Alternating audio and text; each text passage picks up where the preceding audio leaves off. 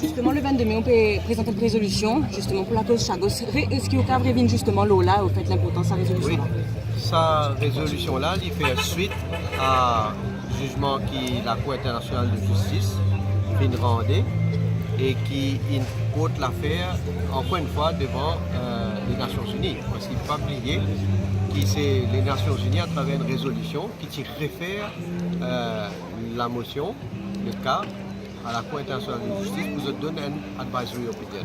Maintenant qu'il finit rendre advisory opinion, ça revient devant les Nations Unies.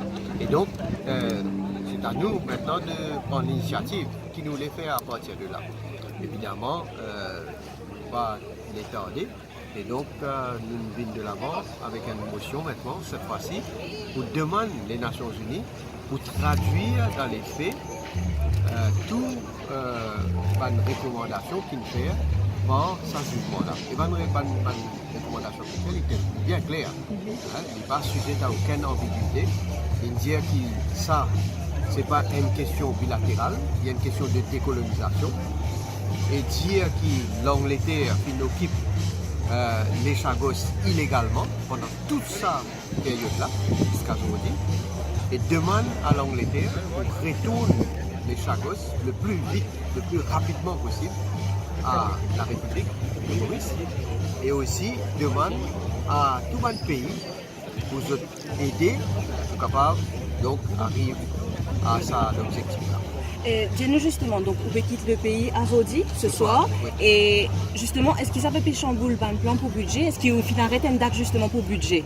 Ben, certainement, moi j'ai souhaité qu'ils vont partir pour bien voyager dans une période en pleine préparation du prochain budget. Mais vous connaissez la responsabilité, le devoir de l'État, tel qui évidemment fait un choix. Donc moi je suis mon responsabilité totalement. Et donc je fais des choses qui m'ont allé et m'ont retourné le plus vite possible.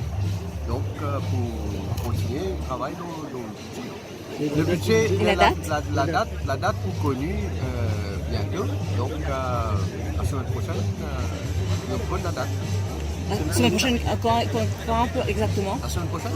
Les États Unis sont confiants par rapport à la mission à New York, comme ça a été. Ben, confiants. Nous devons continuer à mener la lutte parce que nous gagnons un jugement extraordinaire, totalement en nous faveur, et qui, comme on veut dire là, un point qui nous ressortir de ce jugement-là, seulement ce qui me trouve malheureux et ce qui me trouve dommage, que l'Angleterre, qui est un pays qui est supposé respecter une institution internationale, un pays qui prône natural justice, un pays qui lui-même fait aller l'avocat des droits de l'homme et lui-même il ne peut pas respecter, il ne peut pas montrer un respect pour donc ce jugement-là.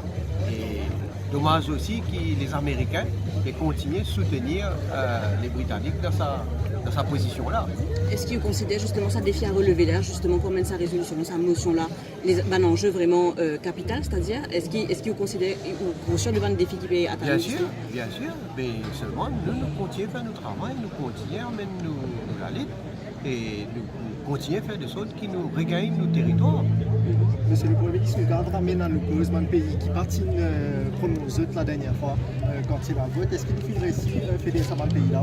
Nous pouvons travailler, nous pouvons continuer à la lumière maintenant de ce jugement-là, nous pouvons continuer à expliquer nos positions et nous continuer à essayer de convaincre le maximum de pays, certainement. Et aujourd'hui, nous retrouvons le numéro 7, on maintenait toujours toute l'information ici. On a toujours dit depuis le commencement que nous pouvons avoir une élection partielle. Et évidemment, Dieu va trouver le moment venu, quand vous tirez, quand vous fixez la date, vous trouverez la date pour fixer.